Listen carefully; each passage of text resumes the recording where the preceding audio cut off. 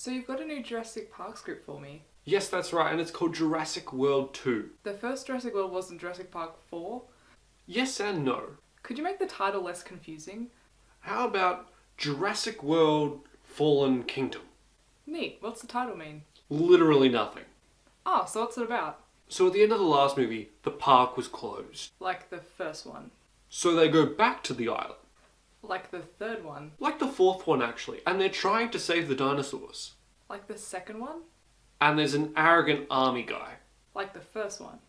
Exactly. And there's a task force assigned to capture the dinosaurs. Like the second one. And the dinosaurs are sent to the mainland. Like the second one. And we're not going back to the island because we're going to destroy it. And we're bringing Jeff Goldblum back. Don't you think too many people will draw similarities to the second one? Maybe. What if I had a double cross? Like the first, third and fourth one. Neat. Try to shame me. I know why we're here. I'll care. A rescue op. Save the dinosaurs from the island that's about to explode. Those would love it. What could go wrong? Jurassic World Fallen Kingdom is directed by J.A. Bayona and stars Chris Pratt, Bryce Dallas Howard, and Toby Jones. And I don't know anyone else. Either do I. There's a guy from Paper Towns, and that's about it. And some dinosaurs, believe it or not. Now, Jurassic World Fallen Kingdom is the sequel to Jurassic World and the fifth one in the Jurassic Park franchise, but no one wants to talk about Jurassic Park 2 and 3. And the volcano on Isla Nublar, or whatever the island is, it's about to explode, so Bryce Dallas Howard is recruited by this company, and she gets Chris Pratt to go and save the dinosaurs from extinction again. This movie's really fun. It's just a complete blast from start to finish, complete fun. This action set pieces are really fun to look at. The sound design is really good. And J.A. Bayona, he's really good at creating emotion in these films. A Monster Calls was my favourite movie of 2016, and he directed that, and he gets heart, he gets, happiness and joy, but he gets, fear really well, the suspense and tension. He builds it up really fantastically here, and he did a great job directing. Well, the part where, Don't spoil it. You know the part where... Well, the part where in the water, isn't that in the trailer? When they're stuck in that thing and you're just like, holy crap, what's gonna happen? Are they gonna survive? Are they gonna get out? How Chris Pratt runs after them in that little bubble thing, and I'm like... Okay, this would never happen, it is in the trailer. That scene, if you see it, it's good. Yeah, the acting from everyone else is also pretty good. Chris Pratt and Bryce Dallas Howard, they're doing the exact same thing they did the first time. It's nothing really Oscar winning or special. It's just a good performance. There's no terrible performance. There is a couple of annoying characters, but for the first time in Jurassic Park history, it's not the kids that are annoying. I don't know, I haven't seen Jurassic Park 2 and 3. They could be annoying. Vince Vaughn could suck in Jurassic Park 2. Honestly, this is the only Jurassic movie I've seen fully.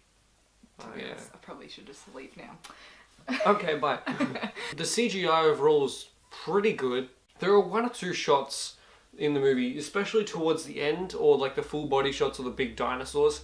They look especially cheesy. That water dinosaur from the first movie, that dinosaur's in a couple scenes. That CGI looks pretty good, probably because you only see it very sparingly when it's used. And the T-Rex, for the most part, looks good. What I had a problem with is mostly the new dinosaur that they made, the Indoraptor, and the regular Velociraptor. Those don't look 100% real most of the time. For the most part, when they have those full body shots, it looks quite fake. There's even a shot at towards the end of the movie, which when you see it, you'll notice it, because the CGI just doesn't look finished, or it just doesn't look high definition. It looks like it came from about 10 years ago before Avatar in terms of CGI quality. So towards the third act, there were a lot of random dinosaurs that just came out, and just you didn't know where they're coming from, and they just were I don't know how to word this. Jump scares. Yeah, there were a lot of jump scare kind of dinosaurs that came out of nowhere, and they really had no connection to anything else. They're just there, you didn't expect them. Yeah, no, that was a complaint a lot of people had for the first trailer, when in the first trailer the T-Rex saves Chris Pratt, And people are like, well, that's weird because you don't hear the T-Rex coming up. And I kind of understood that, but at the same time I thought, they're just editing it for the trailer. That's pretty much an unedited clip from the movie. That's exactly what happens to about 60% of the dinosaur appearances. They just appear with no lead up or rustle of leaves. They just appear. It lacks the mystery that the first Jurassic Park made with the dinosaurs, because you didn't really get to see the Velociraptors. You didn't really get to see the T-Rex. There was quite a lot of suspense and build up to those dinosaurs. It's not like a complete surprise.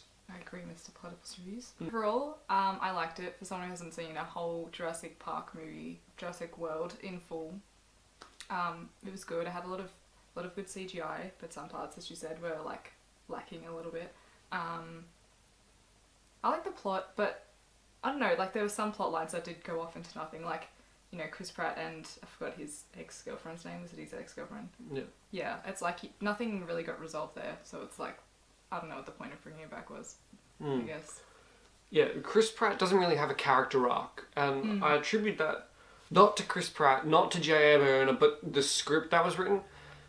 The script's just not that good. It feels like it repeats a lot of elements mixed from every Jurassic Park movie that there's been made yet. There's only like a couple new elements like brought into the franchise at this point, but it just feels like they're recycling plot elements from like the dinosaurs coming to land, to the not being able to go back to the island, to there being army people and double crosses and organizations trying to save the dinosaurs. Like everything we touched on the intro, it feels like it's just amalgamated so many different things from the movie. And Jeff Goldblum's in the movie. He's in it for what? 2 scenes? 2 minutes? Yeah, maybe not even that. 2 monologues. 2 quick monologues, and that's the movie. Well, I do have a bad memory, but I guess you could say it's forgettable. I don't really remember a lot of the movie. It's sort of, you know, it is a lot of just parts pulled from other parts of Jurassic World Park, all the things. Yeah. And, you know, with new elements, just to, I guess, reinvent it for another movie. Jurassic World Fallen Kingdom's a fun and a blast of a movie, and it's something I would recommend to see in the cinema if you were deciding on whether to see it in cinema or on DVD. I'd probably choose cinema, because of that sound and that experience of seeing it on the big screen. It's really cool, and it's a really fun blockbuster.